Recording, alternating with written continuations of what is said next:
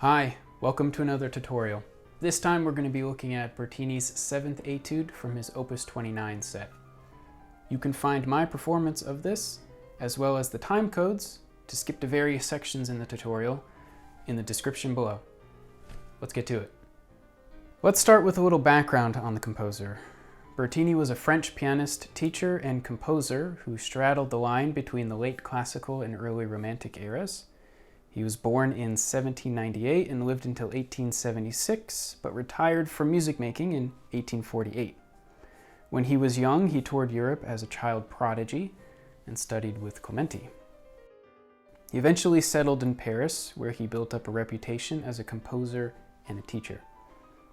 A fellow French musician of his, Antoine Marmontel, said of his teaching, "He was unsurpassed as a teacher, giving his lessons with scrupulous care and the keenest interest in his pupils' progress." Bertini's output for piano is centered mainly around his 500 etudes of varying difficulty. Today we'll be looking at one from his Opus 29 set, number 7, in C minor. This piece is considered to be of early advanced difficulty. The main technical difficulties you'll be dealing with in this etude are triplets, which you'll find almost throughout the entire etude in the right hand, octaves in the left hand, as well as thirds in the left hand, all three forms of the C minor scale, so natural, harmonic, and melodic, as well as embellishing tones and arpeggios. It's important to have been exposed to these concepts ahead of time before attempting this piece. Though that's a little outside the scope of this tutorial, we will hit on several of the techniques in the tutorial. Let's talk about the form and structure of the piece. The etude is composed in what's called a simple binary form.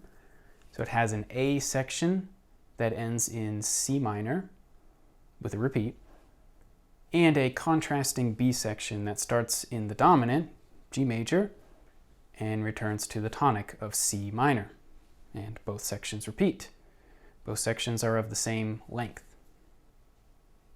We'll begin as we normally would by looking at it hands separately first, and we'll start with the right hand. The first part of the A section is 4 measures in length and broken up into 4 smaller phrases of 1 measure each. The first 2 phrases form basically a descending C harmonic minor scale, which then kind of morphs into a C natural minor scale in measure 2. Both scales are decorated and extended with embellishing tones. Be sure to use your standard fingering for the C minor scales when playing these. Let's play through this part slowly.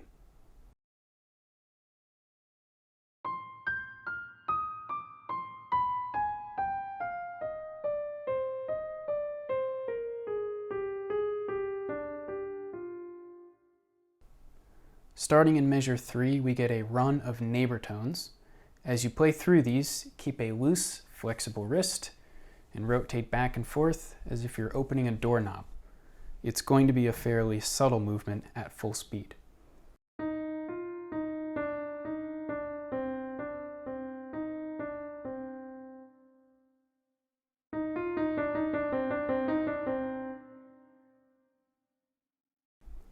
Measure 4 contains 2 arpeggios in the right hand. The first is a B minor, though it's technically a G harmony with an embellishing tone.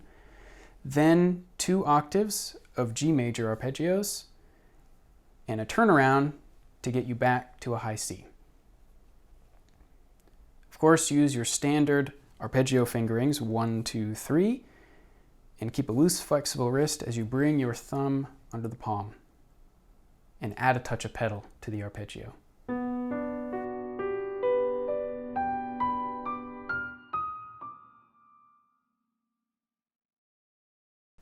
Let's take a second to play these first 4 phrases together very slowly, right hand alone.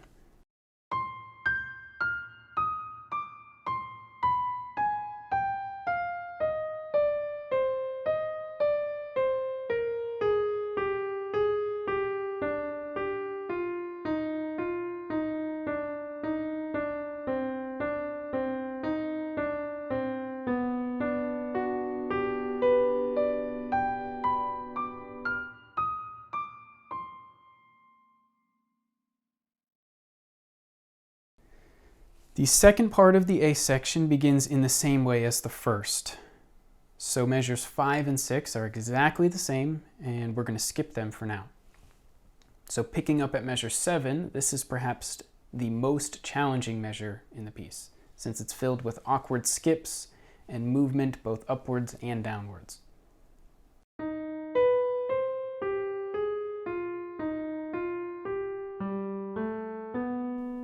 Finally, measure 8 is a standard C minor arpeggio. Use your C minor arpeggio fingering and the technique you know for playing arpeggios.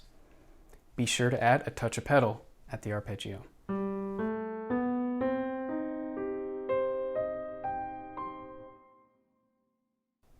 Let's play this second part of the A section very slowly, again, right hand alone.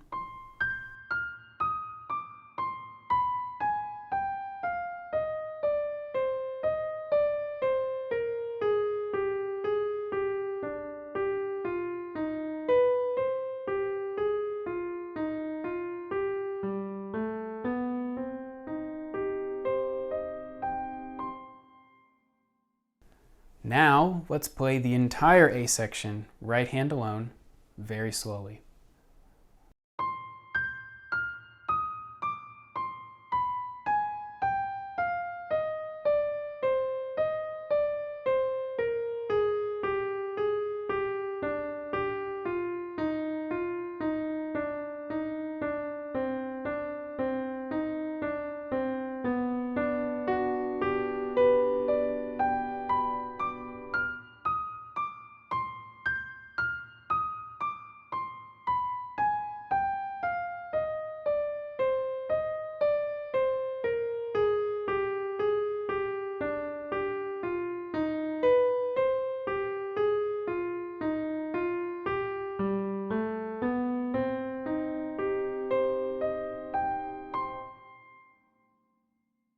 Be sure to always practice in smaller sections first before expanding outwards to larger sections. My goal is usually to play something 5 times in a row perfectly before moving on to another section. Now let's take a look at the B section. Though this section is quite different from the previous section, the material it pulls from is similar, so you'll use a lot of the same techniques from the A section to successfully play it. Notice the phrase structure in this section, 2 measures each instead of 1. Let's play through the first phrase in measures 9 and 10.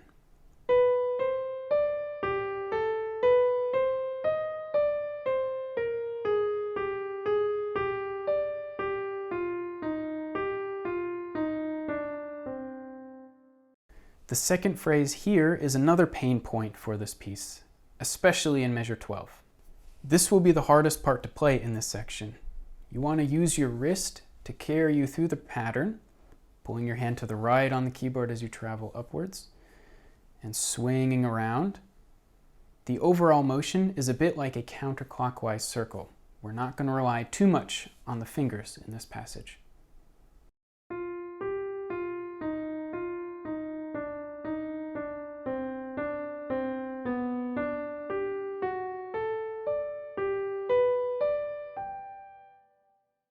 Now, let's take these 2 phrases together very slowly.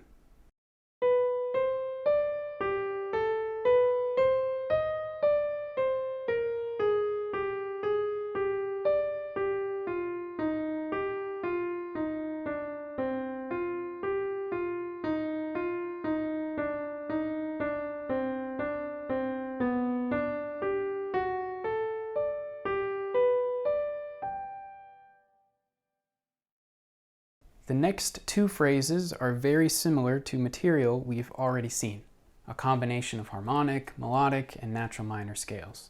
As always, be sure to use those standard fingerings for these passages. They're listed in the music.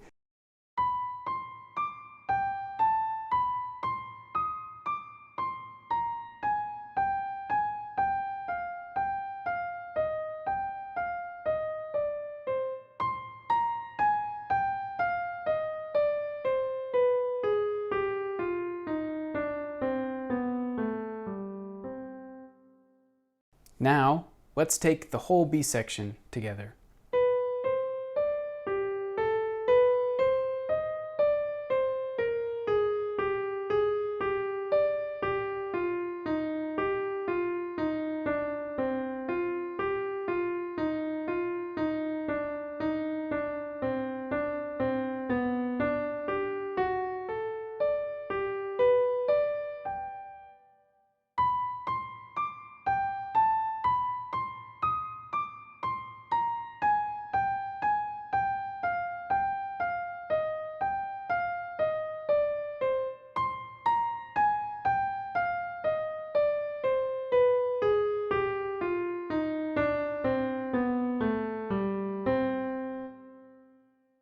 We're ready to begin looking at the left hand now.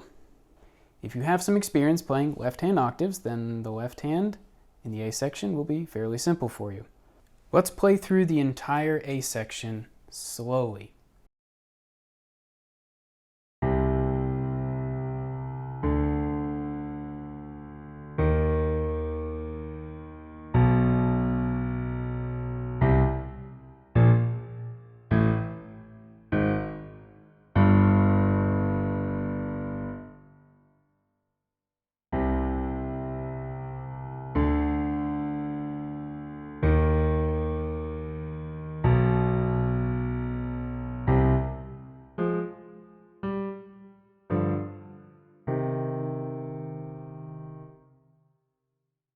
The B section, as you might have guessed, is different than the A section.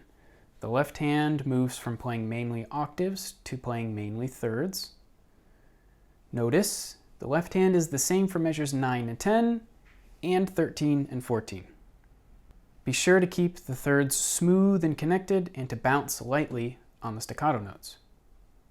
Let's play through the whole B section slowly.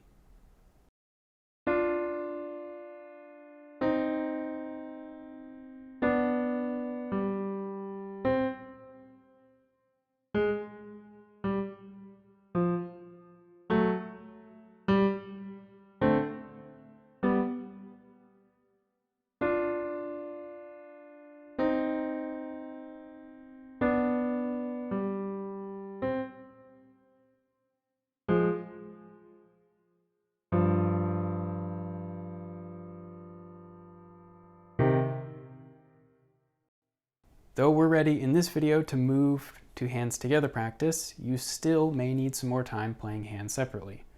That's okay. Take the time that you need, practice it, come back to the video when you feel ready. We're going to start our hands together practice at half speed, 72 beats per minute for the quarter note. Be sure to play with feeling and expression even at this slow speed. Your job during all of your playthroughs is not only to play the notes correctly, but to listen to the sound you're creating. Always strive for a beautiful and accurate sound.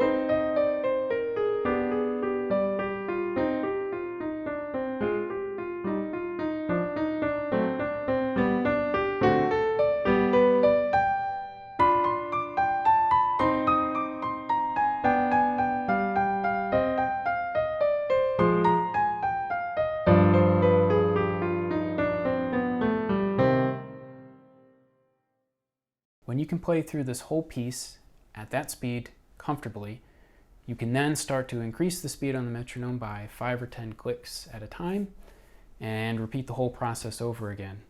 Try to not move to the next speed before you feel comfortable playing it at the previous speed. Do not rush this part of the learning process. It's very important that you increase the tempo gradually over time. Also, be sure to experiment with differing dynamics.